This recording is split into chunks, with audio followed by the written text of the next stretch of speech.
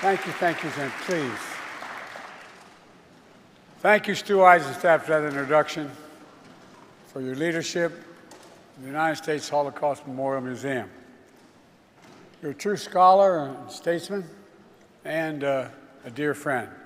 Speaker Johnson, Leader Jeffries, members of Congress, and especially the survivors of the Holocaust. My mother were here, she'd look at you and say, God love you all. God love you all. Abe Foxman and all other survivors who embody absolute courage and dignity and grace are here as well. During these sacred days of remembrance, we grieve, we give voice to the 6 million Jews who were systematically targeted and murdered by the Nazis and their collaborators during World War II. We honor the memory of victims, the pain of survivors, the bravery of heroes who stood up to Hitler's unspeakable evil, and we recommit to heading and heeding the lessons that one of the darkest chapters in human history, to revitalize and realize the responsibility of never again. Never again, simply translated for me, means never forget. Never forget. Never forgetting means we must keep telling the story. We must keep teaching the truth. We must keep teaching our children and our grandchildren. And the truth is, we're at risk of people not knowing the truth.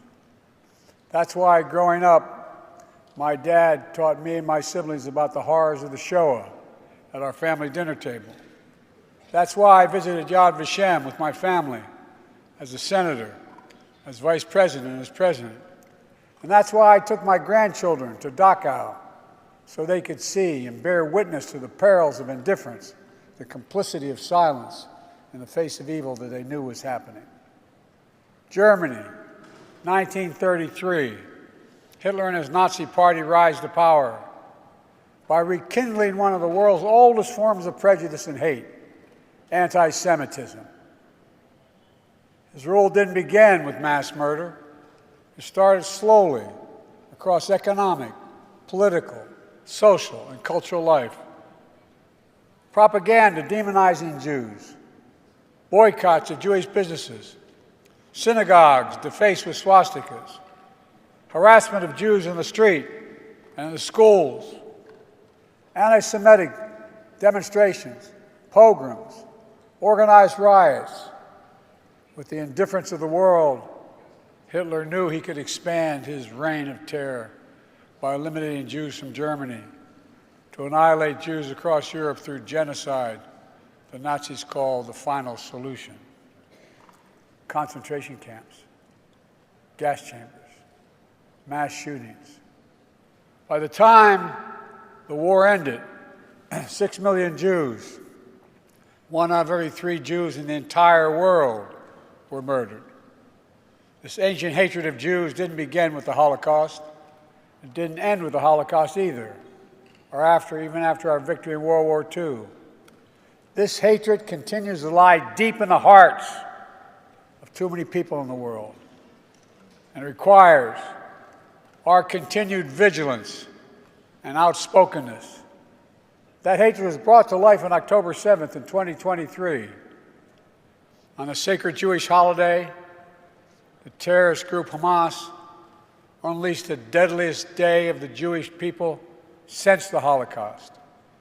Driven by ancient desire to wipe out the Jewish people off the face of the earth, over 1,200 innocent people, babies, parents, grandparents, slaughtered in their kibbutz, massacred at a music festival, brutally raped, mutilated, and sexually assaulted.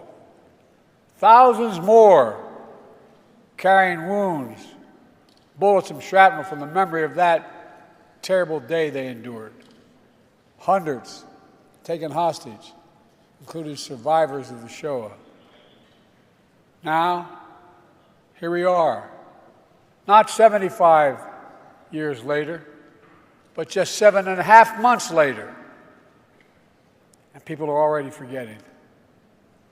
They're already forgetting that Hamas unleashed this terror. It was Hamas that brutalized Israelis. It was Hamas who took and continues to hold hostages. I have not forgotten, nor have you, and we will not forget.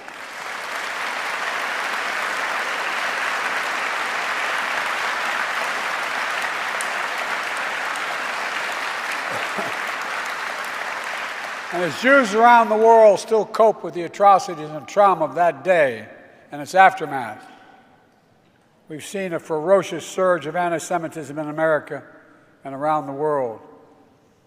Vicious propaganda on social media. Jews forced to keep their hide, their keepers under baseball hats, tuck their Jewish stars into their shirts. On college campuses, Jewish students blocked, harassed, attacked while walking to class. Antisemitism, anti-Semitic posters, slogans calling for the annihilation of Israel, the world's only Jewish state. Too many people denying, downplaying, rationalizing, ignoring the horrors of the Holocaust. And October 7th, including Hamas's appalling use of sexual violence to torture and terrorize Jews. It's absolutely despicable, and it must stop. Silence.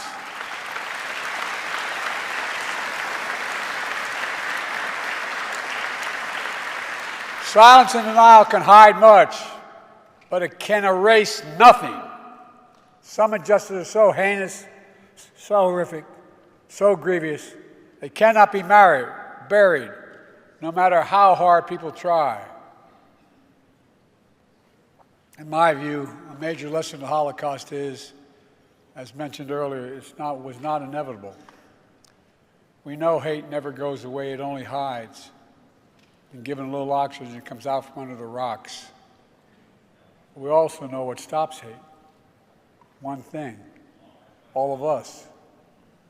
The late Rabbi Jonathan Sachs described anti-Semitism as a virus that has survived and mutated over time. Together, we cannot continue to let that happen. We have to remember our basic principles as a nation. We have an obligation. We have an obligation to learn the lessons of history so we don't surrender our future to the horrors of the past. We must give hate no safe harbor against anyone. Anyone. From the very founding, our very founding, Jewish Americans, who represent only about 2% of the U.S. population, have helped lead the cause of freedom for everyone in our nation. From that experience, we know scapegoating and demonizing any minority is a threat to every minority and the very foundation of our democracy. So in moments like this, we have to put these principles that we're talking about into action. I understand people have strong beliefs and deep convictions about the world. In America, we respect and protect the fundamental right to free speech, to debate and disagree, to protest peacefully, and make our voices heard.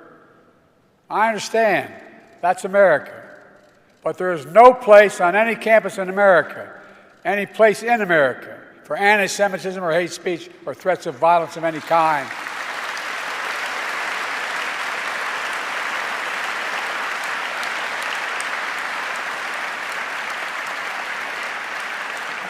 Whether against Jews or anyone else. Violent attacks, destroying property, is not peaceful protest. It's against the law. And we are not a lawless country. We're a civil society.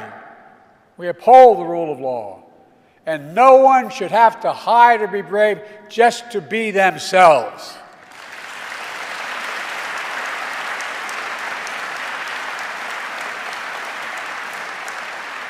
To the Jewish community, I want you to know, I see your fear, your hurt, and your pain. Let me reassure you, as your president, you're not alone. You belong. You always have and you always will. And my commitment to the safety of the Jewish people, the security of Israel, and its right to exist as an independent Jewish state is ironclad, even when we disagree.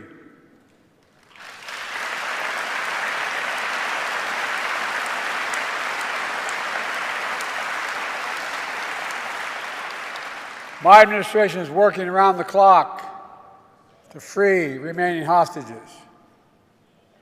just as we have freed hostages already, and will not rest until we bring them all home.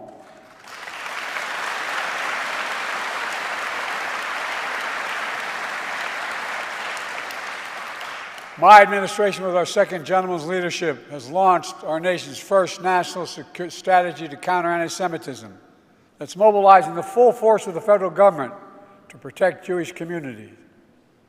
But we know this is not the work of government alone or Jews alone. That's why I'm calling on all Americans to stand united against antisemitism and hate in all its forms. My dear friend, and he became a friend, the late Elie Wiesel said, quote, "One person of integrity can make a difference." We have to remember that, now more than ever. Here in Emancipation Hall, the U.S. Capitol, among the towering statues of history, is a bronze bust of Raoul Wallenberg. Born in Sweden as a Lutheran, he was a businessman and a diplomat.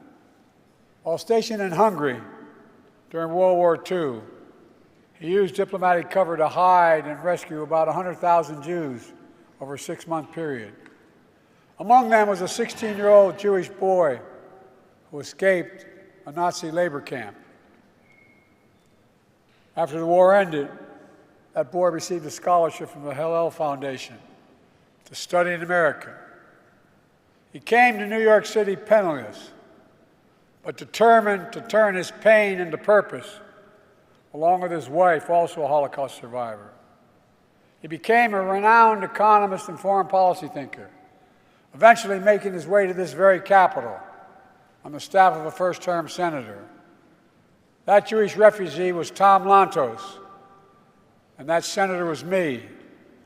Tom and his wife Annette and their family became dear friends to me and my family. Tom would go on to become the only Holocaust survivor ever elected to Congress, where he became a leading voice on civil rights and human rights around the world. Tom never met Raoul, who was taken prisoner by the Soviets, never to be heard from again. But through Tom's efforts, Raoul's bust is here in the Capitol. He was also given honorary U.S. citizenship, only the second person ever after Winston Churchill. The Holocaust Museum here in Washington is located in a road in Raoul's name. The story of the power of a single person to put aside our differences, to see our common humanity, to stand up to hate, and its ancient story of resilience from immense pain, persecution, to find hope, purpose, and meaning in life, we try to live and share with one another. That story endures. Let me close with this. I know these days of remembrance fall on difficult times. We all do well to remember. These days also fall during the month we celebrate Jewish American heritage, a heritage that stretches from our earliest days to enrich every single part of American life today. Great Jewish American named Tom Lantos used the phrase, "The veneer of civilization is paper thin. We are its guardians, and we can never rest." My fellow Americans, we must be those guardians. We must never rest. We must rise against hate, meet across the divide, see our common humanity, and God bless the victims and survivors of Shoah. May the resilient hearts, the courageous spirit, and the eternal flame of faith of the Jewish people forever shine their light on America and around the world. Pray God. Thank you all.